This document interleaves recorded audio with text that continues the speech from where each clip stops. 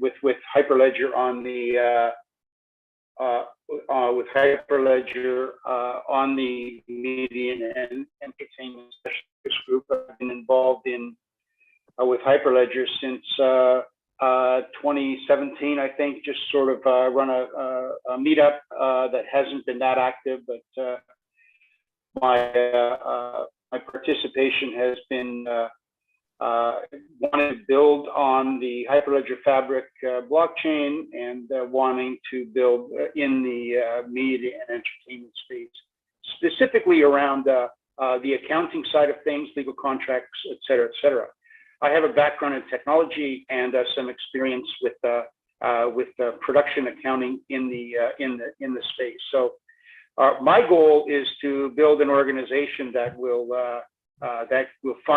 build an entire production, fund it, payments, et cetera, using Hyperledger Fabric. I mean, that's my ultimate goal. So this is a project that I just recently set up in the Hyperledger Media and Entertainment Special Interest Group.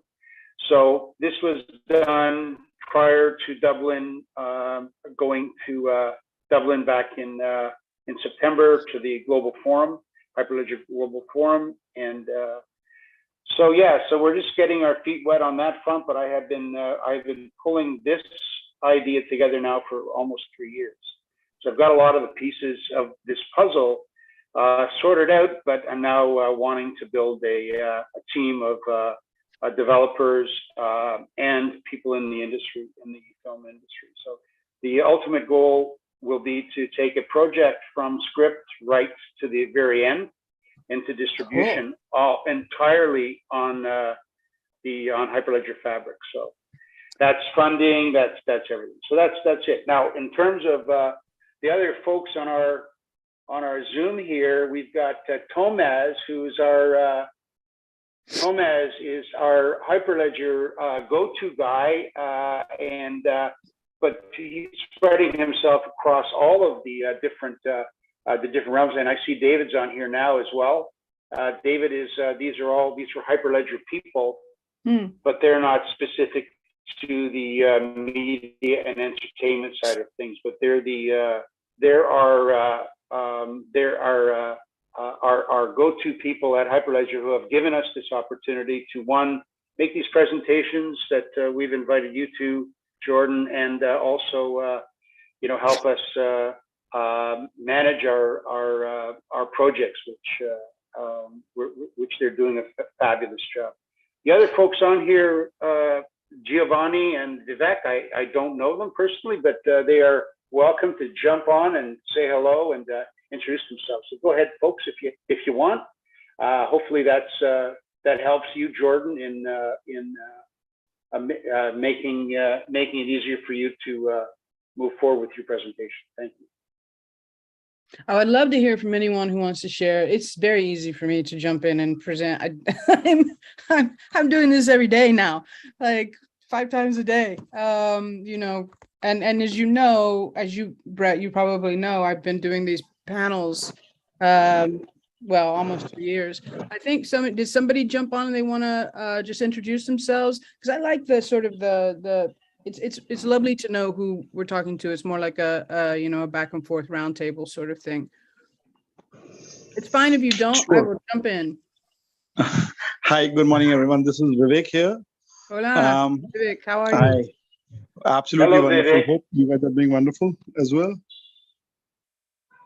Hi, Brett. Hi, so just to give you a very quick one, I have 22 years of experience in consulting on ERP side from Oracle. I have developed an interest in blockchain like 6 months back. So I'm just here to learn a couple of things in Hyperledger just to take forward. That's a short one for me.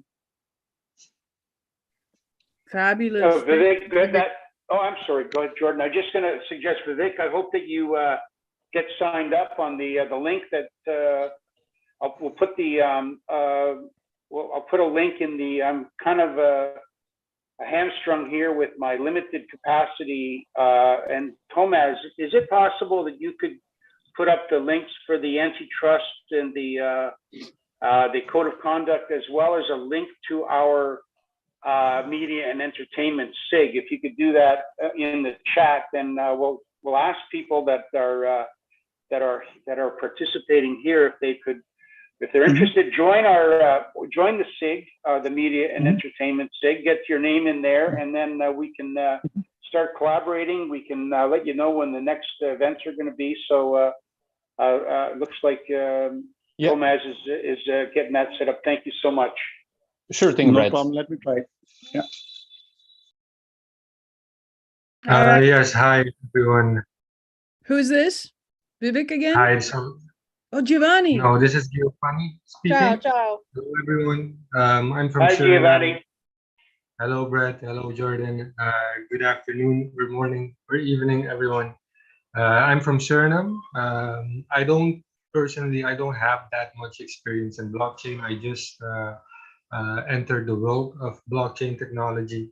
And I'm basically here just to learn a bit more about Hyperledger, but most importantly also to see how we can possibly collaborate on blockchain implementation and of course awareness in my country, Suriname. So that's why I'm here. So I'm looking forward to a very fruitful session. Fantastic. Thank you for coming. Definitely. All right, Thank you. guys. Anybody else before I take over and dominate the mic? I'll do a quick intro. Hi, everyone. My name is Lay. I'm from New York City. I've been in the fintech industry for about 5 years. And I've just recently gotten into the blockchain space through some self-learning and attended the Hyperledger forum and kind of got wind of this meeting happening and wanted to join and learn a little bit more. So that's why I'm here, and I look forward to getting to know all you guys and learning something new today. Fantastic. Welcome, Lake. Yeah, New York strong, repping. I'm a New Yorker. Oh, awesome. Cool. What part of Welcome. Anybody else want to say hi before I jump in? I think I'm out of coffee. All right. Okay. Where to start? I'm just gonna say, first of all, thank you, Brett, for this. It's always fun to talk about, you know, what we're building. Why? I think the why is very important, especially coming up as a filmmaker and as an artist, and utilizing this new technology. I think I'm going to encapsulate as well as I can where I came from, what we're doing, and then where we're going right now. And that's a funny question, or a funny thing to try to answer, because who knows? I will do my best not to pepper it with my vernacular, my New York vernacular.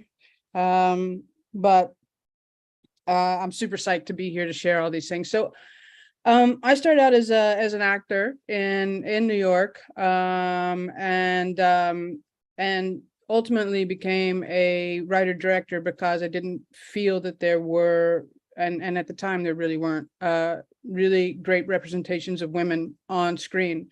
So I wanted to write that, originally to act it, but then I realized I really just wanted to direct it all. So I started writing and directing, only to also discover again that there were again very few opportunities for women to, and I'm just going to throw out the statistic to just give you an idea. 95% of all films are directed by men, white men very particularly, so 5% by women. And then once you start to get into other marginalized and underrepresented communities, it becomes less and less and less and less and less. So we don't see representation of, you know, all the different cultures on screen. And that's not just in film, that's in, you know, in television and things like that. And we've seen remarkable change over the last decade, which has been great. But certainly it's still not equal and it's still a struggle for underrepresented communities to get work done, especially by the gatekeepers. So in 2015, I got into crypto. I, like many people, had heard about it, but I was like, oh, that's a gamer thing. I'm not interested. I'm not a gamer. And only to find out in 2015, wow, there's a really cool element here of self-sovereignty that appeals to me as someone who struggled as an artist and struggled with banks. And I was like, I dig this.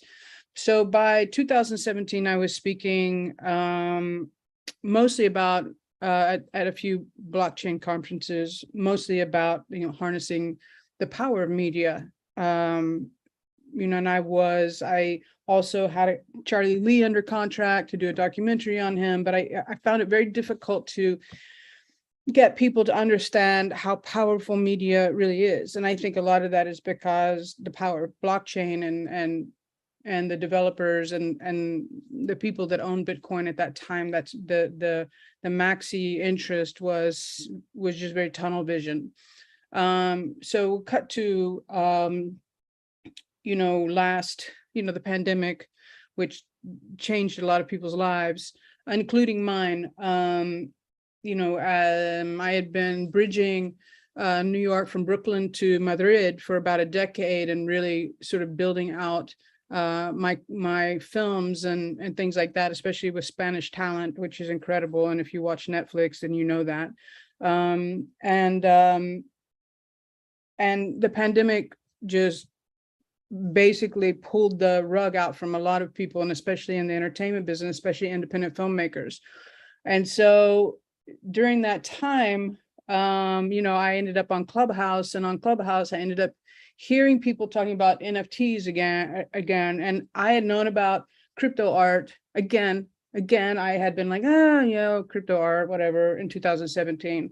When the crypto kitties came down the pike, I was like, why would I be interested in that? And so just to say that at some point in a couple of Clubhouse rooms, it started to click for me.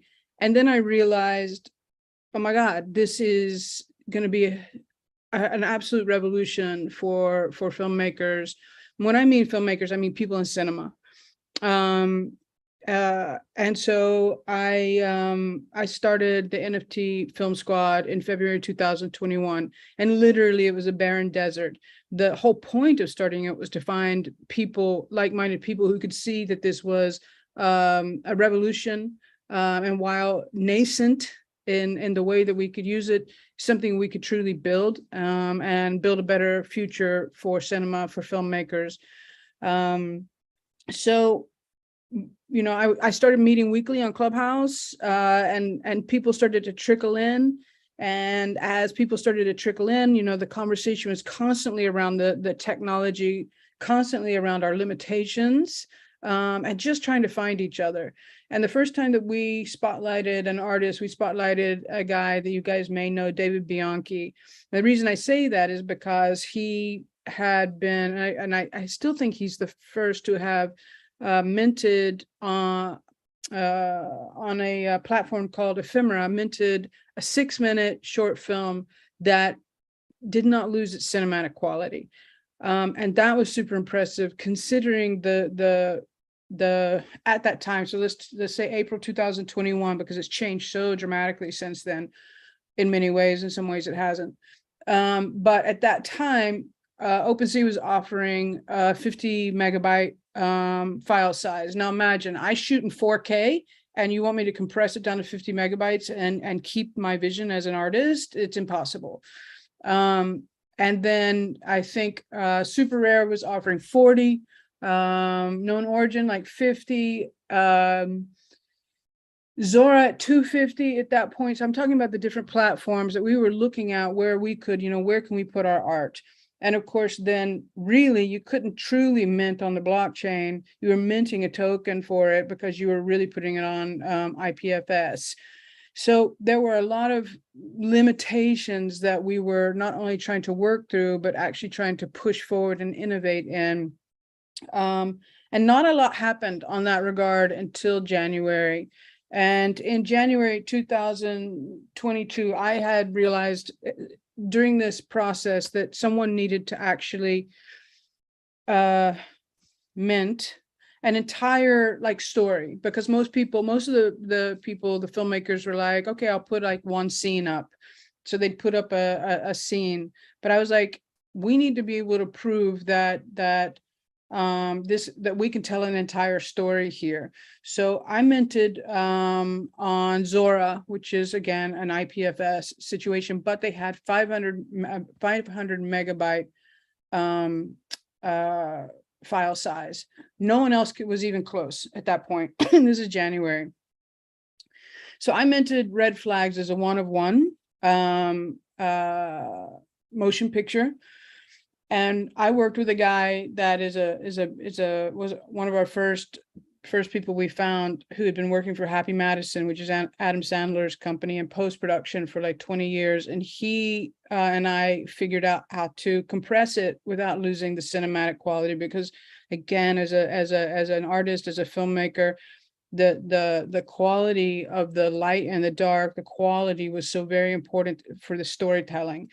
So we did that, and I'm super proud, because if you watch it on Zora, and it streams beautifully on Zora, it's all there. We didn't lose it, and so that was amazing, because he was able to bring it under 500 megabytes. Now, the reason I tell you all of this is because these are still some of the limitations we, as the filmmakers and in cinema, are still dealing with. All these months later. But what also happened in January that was very significant and pushed the movement forward for filmmakers, this little niche part of Web3, was Julie Pacino came in, and for the first time I saw a really well thought out NFT strategy for fundraising for your feature film. But this could apply for series, short films, whatever, but it was really well thought out, with a lot of utility that really had community in mind. Now, that's the big thing, right? That we all talk about. And I think it's the important thing to circle back to, that, for us, these are the big difference between a Kickstarter, for instance, and this, and certainly Legacy Hollywood, is that these are creator-led communities that have absolutely the potential to be as powerful as studios. And so that is one of the things that really sets this movement apart, and as a revolution, let's say, or an innovation or an expansion of how we as artists can create and make sure that that there's a place for us in this industry. So Julie Pacino dropped Keepers of the Inn and sold out in January. That NFT strategy allowed her to actually be in production. She's in production right now. So she's an incredible case study. Not only is the first to sell out and to fund her feature film with an NFT strategy, but also, as a creator-led community, and the utility that she had and has for her community, and the fact that she's on set now making a film with her community. So that, and then Miguel Faust, a Spanish filmmaker, I brought him on the NFT Film Squad in one of our spaces. So in January, we started doing 4 spaces a week rather than 1, because the alpha that was coming down the pike was moving so fast that, we pride ourselves in really being on top of it, like knowing what's happening, in the ecosystem as best as we can, because we all know it moves like wildfire. So Miguel came in, I brought him in on the squad, and then he dropped his feature film NFT strategy, which was different than Julie's and also incredibly unique, because in his, for instance, at the end, after he makes his film, and by the way, he's in the last week of shooting. He's in his 4th week of shooting right now in outside in northern Spain, and on the Costa Brava. After he does this, right, and he gets, and this is where it gets hybrid and less Web3 and more Web2, but gets distribution, and and it goes out into the world. The monies that will come back to the project, 50% of that will go into a DAO, and then the community because it's always about the community, because the community are the ones that funded this film, will go back into a DAO, and the DAO will then be able to choose the next project that they do. So that was another unique way and a unique utility to bring to the community. So that was January 2022. Now I'm going to cut really quickly to March, the end of March. And again, this is all just building day by day by day by day, just laying the bricks and trying to create a foundation and find other filmmakers and bring them in and build up the community so that we could just, you know, keep innovating in the space. We started seeing people come in who wanted to build the rails. The first person that I met was Bayne, with Mihai Krasnow, and he's one of the founders of Bayne. And it was really the first, like, here's a possible distribution method. So we've just talked about funding, right? And if we talk about, like, going back to January, my motion picture, which was a 1 of 1, which was collected immediately by Claire Silver because it's historic and it's in her vault. So that's 1 of 1 piece of fine art. Then we have Julie and Miguel that were doing NFT fundraising strategies, but now we're like trying to solve this next thing, which is distribution, and distribution in Web3, where the creator actually gets the majority of the revenue of the work, rather than having gatekeepers that, one, as a creator, that you have to go to and say, hey, can I make my film? And then they come back to you and they say, oh, no. I mean, they don't say, oh, no, you're a woman, we don't have an audience for that. But they sort of say that when only 95% of the, or when 5% of the filmmakers or directors working are women, right? So there's an aspect of dignity here for the artists too, you know, because not only do you not have to go beg someone and then sell your entire IP to them, and then you don't get the majority of the revenue. You might actually get a drip every once in a while. This way, you know, you are capable with your community of holding on to the majority revenue of your IP because you own your IP. And then you can go to someone like Bayne if you want, and those are distribution rails for you. There's also then who came in around the same time was like a company like First Flights 3, where they offer like a crowdfunding platform, and they bring on a filmmaker and they help the filmmaker with their NFT strategy and things like that. And then there recently have come in, you know, people like Bingeable. And again, Bingeable is like a pipeline, a distribution pipeline, very powerful technology. They have partnered with Decentralized Pictures. Decentralized Pictures is the Web3 arm of American Zoetrope, and American Zoetrope was built by Francis Ford Coppola in 1969. So that's just to give you a little history and bring you up to March. In March 2022, we realized that at South by Southwest, a lot of what we call legacy Hollywood, with their big money and their big bags, were coming in, but they had no idea what the core ethos of Web3 was, no idea what an NFT was, even though they were dropping NFTs. They had no idea. They were just trying to figure out, how do we keep the system that has worked for us in place, but make them think that we're you know, part of this new cool trend. And they don't realize that there's the one very cool thing about this really cool trend is, if you're Web3 and you see someone coming in with Web2 ethos, you pretty much are not going to be accepted. But the important thing was, you realize that they have a lot of money, and they could make a lot of noise, and there's a lot of people, the normies, you know, not the people like us who are in this so early, but the normies don't know, and so they're interested, they're curious, they come in, and my thing was, we started this to build a better future for filmmakers, for creators, so we have to protect what we're building. So we sort of grouped together as a coalition, and with the squad, you know, we created a movement, and that movement we branded as Film 3. And so on March 20th, I dropped that hashtag in Twitter, for the first time in relation to this movement.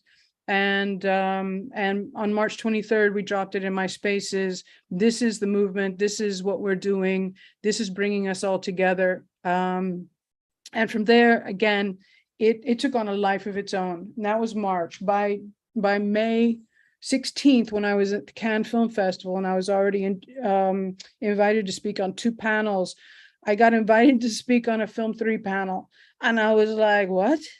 And I was like, do you even know where Film 3 started? And they were like, no. And I was like, here, right here with me. So from there, then Monaco had a Film 3 panel, and then it's just, it's exploded. I mean, in our small little ecosystem, it's truly actually exploded globally. I see it everywhere. I see it from people that I've never even heard of coming into the ecosystem and all around the world.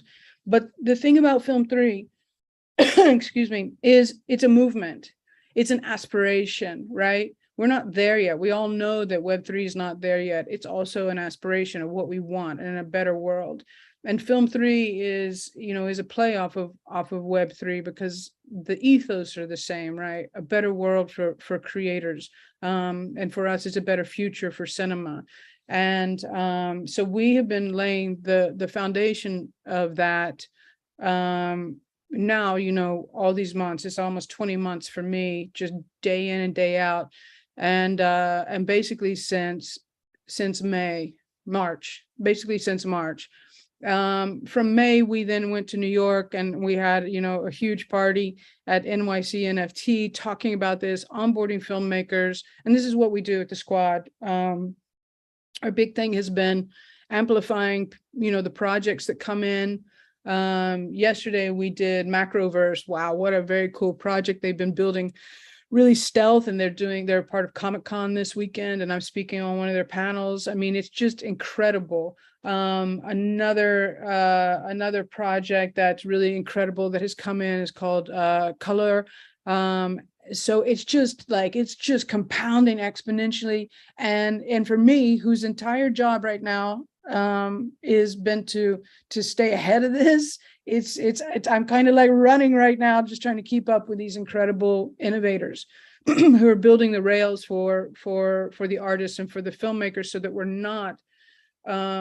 not being challenged and limited by file sizes, which we still are at this moment, but they're actually platforms that are building for us, not only for fundraising, but for actual, for distribution in Web3, for even more, NFT strategy, super unique. I don't think we've even scratched the surface on what this is going to look like next year.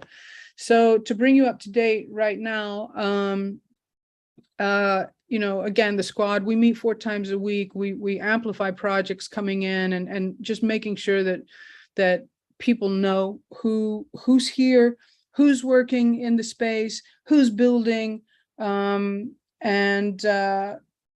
then a lot of this is onboarding and education, and that's really, really important, because as you know, in the media, NFTs and Web3 have a bad rap, and I think that it's unfortunate.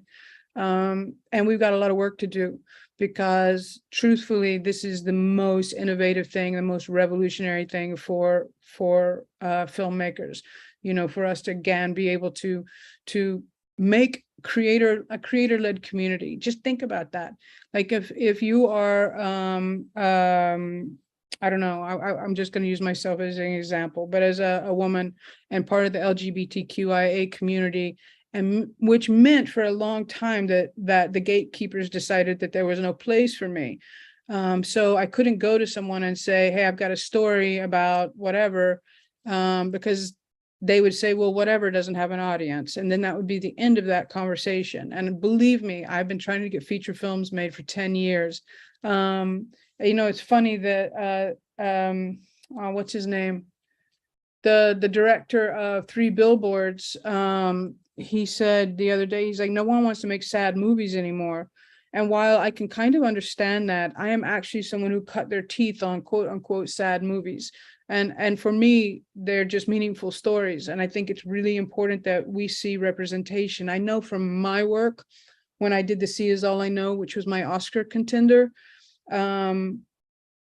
when I took that around the world, whether it was in Dubai or Vermont or wherever, the way it impacted people and the stories that came to me privately from people where they said, thank you for telling this story because I experienced something, whatever, made me really understand that there were a lot of stories in the shadows and a lot of people that needed to see themselves represented and understood and felt like that they belonged. And so I know that part of what I do, even like with Red Flags, which is about intimate partner violence, like The Sea Is All I Know is about dying with dignity, and Red Flags is about intimate partner violence. And for, if it changes one person's life, then for me, I've done my job as a filmmaker. And I did not realize that when I started that I would be doing things that were like social impact. So the reason I say this is because those are the kind of stories that gatekeepers are like, well, it's not going to make us a ton of money. So, and then we don't get any farther, and those stories don't get on the screen. And we see that we saw that a lot up until recently, when Ava DuVernay made a big change in the business with what she's been able to do with array distribution and things like doing Queen Sugar, which was a television series that she did with Oprah, where literally she only hired women directors. The reason that is important is because she got pushback, first of all, from Hollywood. They were like, how dare you? And she's like, you never said to Game of Thrones, how dare you only hire men? And Game of Thrones pretty much did that for a decade. But the opportunity that she gave to women were the opportunities that were not being given and were being gatekept. So that brings us all the way back to this technology and why it's so revolutionary. Because if you have a community that believes in you and wants your voice heard out there, wants your project, if they buy into your community, let's say by picking up an NFT, then they are helping get that project made. And then the really cool thing is if they're really proud of the work that you're doing, if you're a great leader and director and they're proud of the work that you're doing, then they become your marketing arm. They are your in-house amplifiers. They are your marketing hub, and they're out there telling everybody about it. And then the third really cool thing about a creator-led community is that your community who has wanted to see that project come to life, has amplified and is amplifying that project, becomes your audience as well. So this is the difference between this and Kickstarter, and certainly the difference between what's going on in legacy Hollywood, that they have not harnessed this power. So it's the power of your community. And that's why we say creator-led communities can be more as powerful, or maybe one day more powerful than studios. And then the other thing is, of course, is that if you want, you still hold on to your IP. And so you control your IP and you haven't given that up. And therefore, the majority of the revenue comes back to the creator, and however the creator and the community have, done that. It's all very unique. So that brings us now to what's happening right now, which is in order to try to get a lot of the filmmakers that are sitting on the sidelines, we are throwing the inaugural Film 3 Summit in Los Angeles in 2 weeks. 2 weeks from tomorrow, we open.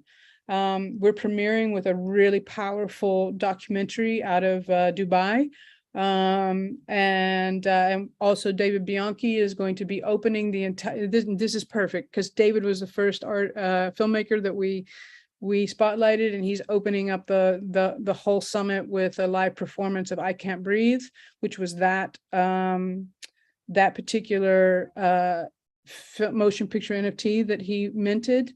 And then the next day we have panels with people from Legacy Hollywood. One of the panels is building a bridge from Legacy Hollywood to Web3.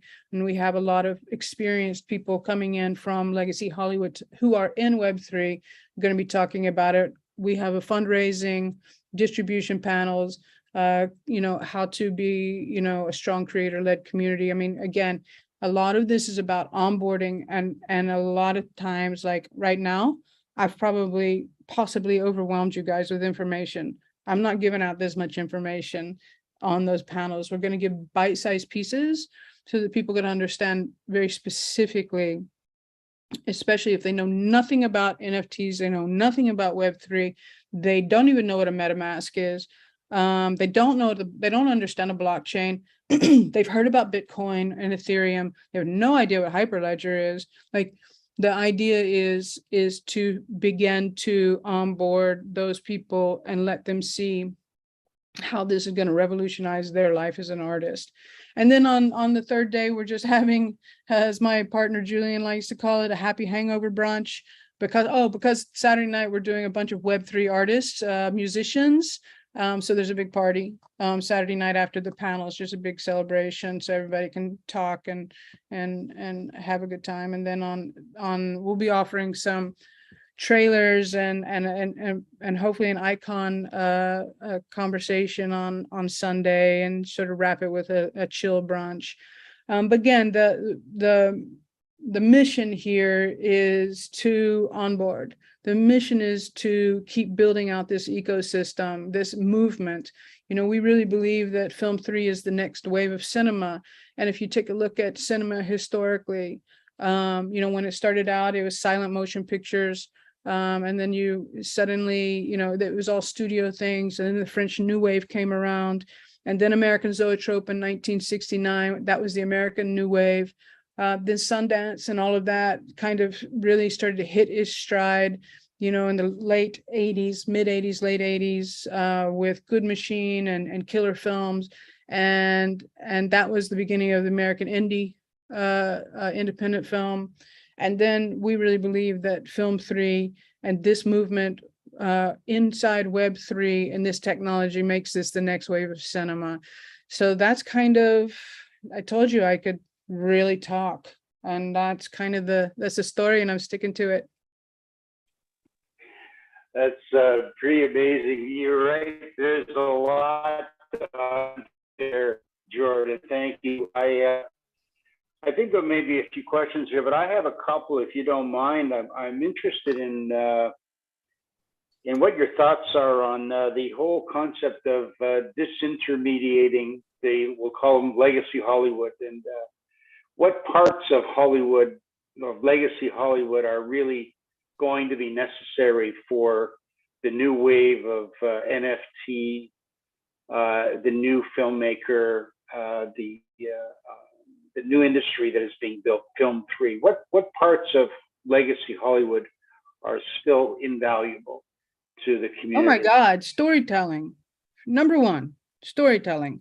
So if you bring in someone as experienced as Bob Bacon, which we are so lucky, Bob Bacon has come to Web3 with a full, 40 years of experience as the vice president of Disney and the vice president of production of Paramount.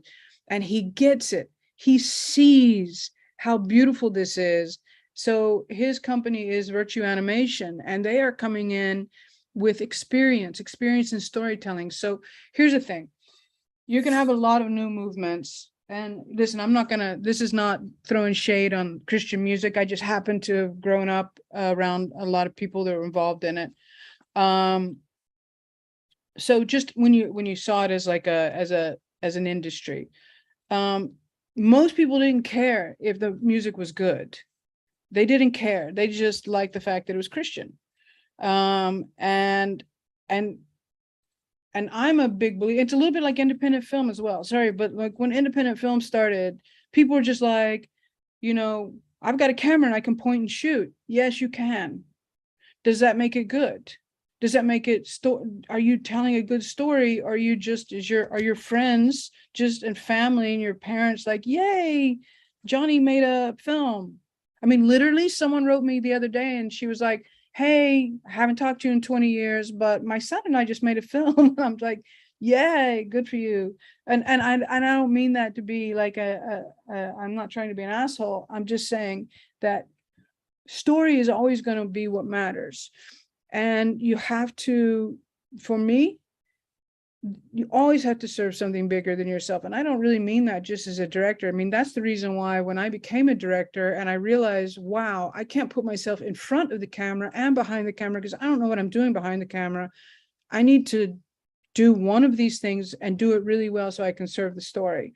So I think that that's where when Legacy Hollywood is coming in, and they're coming in with the Web3 ethos, and that is really important that they understand, but they bring enormous experience, and the value of that experience, the value of what a good story is, and good storytelling, and crafting a good story.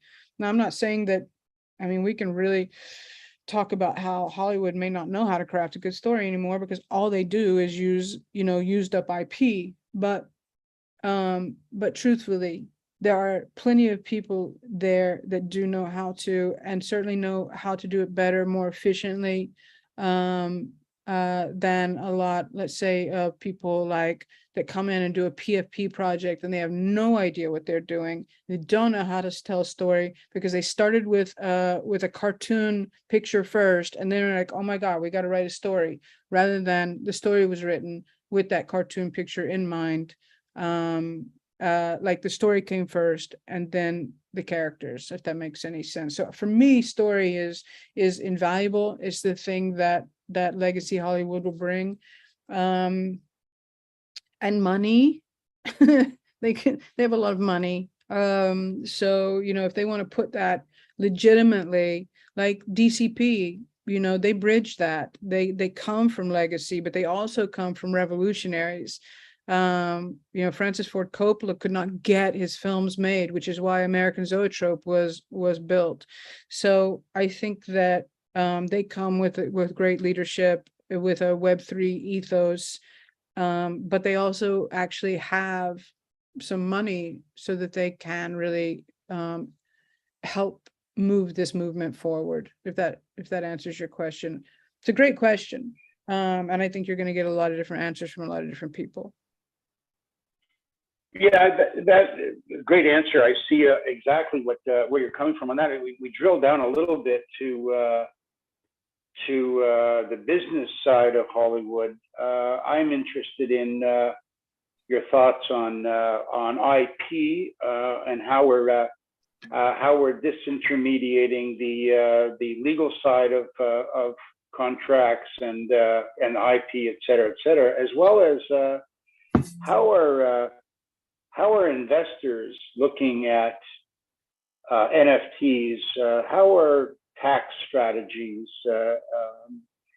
tax incentive strategies being managed? Are you seeing anything on that front? Because this is a very important component to filmmaking. If there's no money, ideas can't get put in front of tens of millions of people without a couple of bucks, which is why I'm very interested in knowing your thoughts on how much of the Legacy Hollywood in that sense, and the business side of things, can be pulled into and attracted to the technological side, which there's going to be many people that are removed from the processes, and that don't want to be removed from the, and are fearful that they're not going to be needed.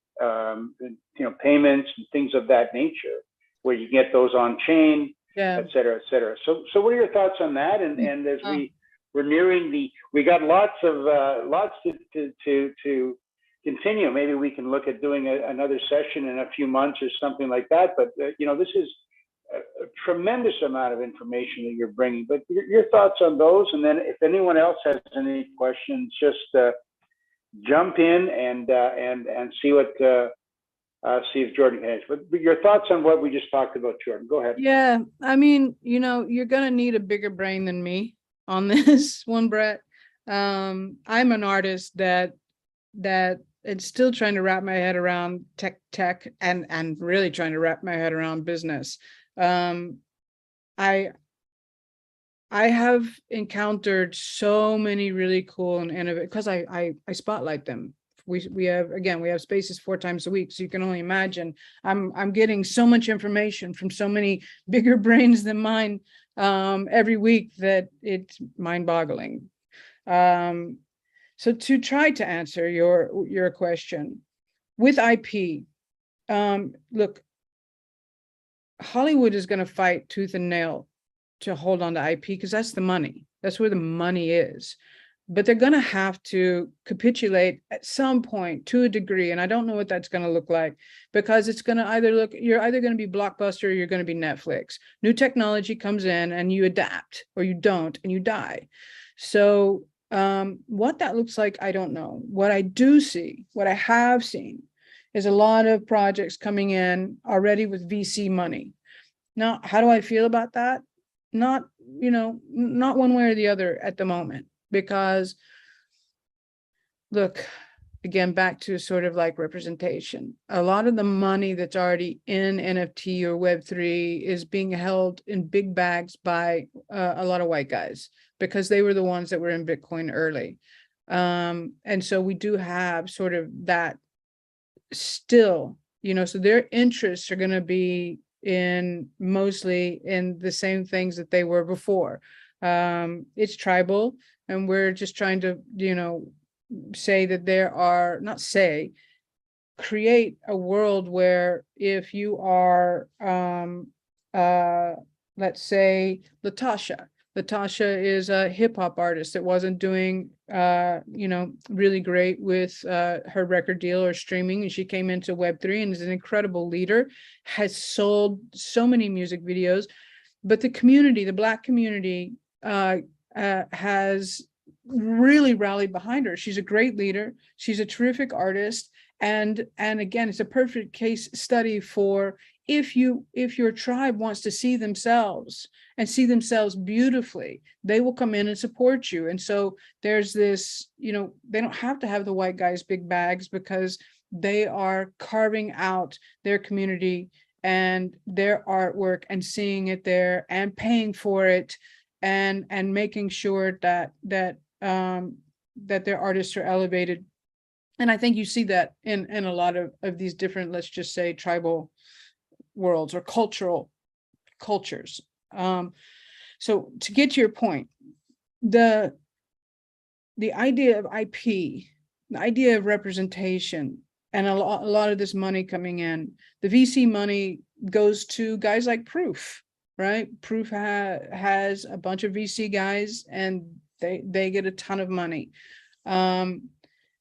There are people coming in building the rails, or trying to build the rails here for artists in Film 3, and using the word Film 3. And I'm not going to name drop any of them right now, but believe me, we have an eye on them, because you have to move with Web3 ethos, even with your VC money.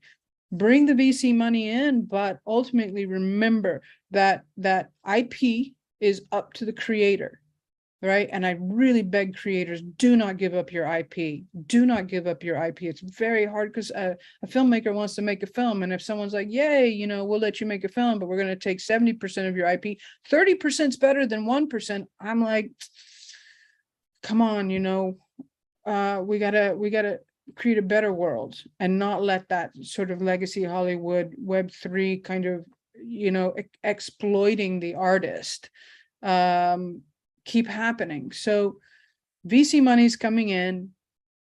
Some of it seems to be working okay. And as far as like the blockchain technology, I mean, it's going to be, even in 2017, I talked about this. If you're sending food to Africa, and this was a case study that was in a TED talk, the blockchain is incredible for being able to timestamp where that product goes, so that it doesn't get taken onto the black market, right? So there are many ways in Hollywood. Hollywood's known for its creative accounting, again, which is why if you sold your IP and they're like, yay, we're going to give you like 1 or 2 points on the back end, you never saw those 1 or 2 points because of that creative accounting. This way, they can't get around it. It's why you're getting pushback on the blockchain anyway, whether it's, as for finances or for voting or for all of these things, because the blockchain, I mean, from what I understand, all these years is immutable. So this can't do evil idea, that it can't be corrupted because it's a blockchain and it is millions of nodes out there, rather than a select few that are pulling the levers. I think is very powerful. And I think we're going to get a lot of pushback from legacy Hollywood. And I think they're going to have to adapt, because I think this technology, just on the basic blockchain side of it, is undeniable, and will become more powerful and more powerful as people are begin to understand it, exposed to it and begin to understand it. I don't know if I answered your question, but that's about No, as you my did. brain Yeah, gets. we're still in the mid '90s in terms of what the technology is able to do for us. And I completely agree with you that there are a lot of the immutability of the blockchain is going to provide a lot of protections, and it's going to provide a lot of confidence to any of the activities that happen on chain. I don't have any more questions, and we're so anybody else out there that is interested in Vivek, Giovanni, Lee, Tomaz, David, any other questions out there? Go ahead, guys, if you have some. Yeah, I had a quick question. Thank you, Jordan. You're a breadth of knowledge, so it's cool to Thanks, Liz. I know content distribution is one side, but I'm super curious about like the decentralization of the content creation side of things. So like basically like allowing creators to blend and mix and match, you know, across IP. And I was listening to a podcast where Rob McClaney of It's Always Sunny was talking about his company, Atom, that he's building to kind of help do this. And I'm just curious, like, do you see this happening on the grounds in the community, like Avengers style content creation where people are sort of ping ponging and building across, you know, lines? It's so cool. Great question. Brings me to several that I know of. So if you know these guys, Fringe, and the Fringe Drifters is a project, franchise project. They are an incredible project. So they actually came from Legacy Hollywood. And this is why they do such an amazing job. They're independent Legacy Hollywood, let's say. So they sold their film Prospect to Netflix. And then here's the two pain points for them. One, they didn't make a ton of money because, you know, I don't know if you remember, but Netflix was like, you know, about 10 years ago, they're like, yeah, we'll buy your $1 million budget film for 100,000. And if you don't like that, you know, you can go fuck yourself. So they ended up in that situation where they sold off their entire IP. And while they were on Netflix, which was like, yay, at the time, when they wanted to build something off of that IP, they couldn't. So what they did was they realized in Web3 that, wow, actually, we can actually take the cinematic world that we wanted to do with Prospect, and we can create that cinematic world without Prospect, without infringing on that IP. We're just going to build out this world. And so they did, and it's called the Fringe Drifters. And they involve their community in so many ways. The community is creating the costumes and the set. I mean, it's just insane the level of detail that the community is involved with. Now, ultimately, like anything, you know, look, we're talking about decentralization, but the truth is that not everyone can direct a movie. There's a director. And there's a good reason why there's a director, because there needs to be a vision for story. And that vision needs to be upheld, and everything goes to the director, from the production design to the costume to the composer to the cinematographer, whatever, to uphold the story. And so it's the same with Fringe, right? And there's, again, it's a franchise, and they are just killing it with their community building things. Virtue Animation, I'm coming back to them. They have done something so clever. They're taking all the IP generative projects that bombed or got rugged, like Yetis and Pudgy Penguin, and I don't think it was Pudgy Penguin, but I can't remember, but all these, Kevin, like all these memes, and they've created the Basement Gang, and they're doing an animation on those that live in the basement, and they live in the basement, of course, because they were absolute abject failures. And they're creating, so their community is also coming in and writing stories, hidden ones. Their community is helping write the stories for like, literally they have writer rooms with their communities. So let's say that you never wrote, but you had a desire to write. you can come in there and become a part of writing the lore, writing the screenplays. And of course, again, it takes craftsmen that may have experience, will level those things up, we hope, so the story is told. So I don't know if this answers your question, but this creating of community, this decentralization, this being like, look, if you're a part of the community, you can come in and do this. And do I see, again, like Virtue, they have literally taken Yetis and Kevin and several other of these IPs. So this is really like a collaboration. And they're creating story around it. So, and the same thing like with Non-Fungible Films, they actually licensed a bunch of Bored Ape Yacht Club to be in their animation stories. So there's a lot of stuff happening. I mean, I can't even begin. This is a whole other conversation, but does that answer your question? Yeah, it does. It's super exciting. Give me some stuff to look into. Thank you. Yeah, for sure. Great question, Lay. Anyone else out there got something for Jordan?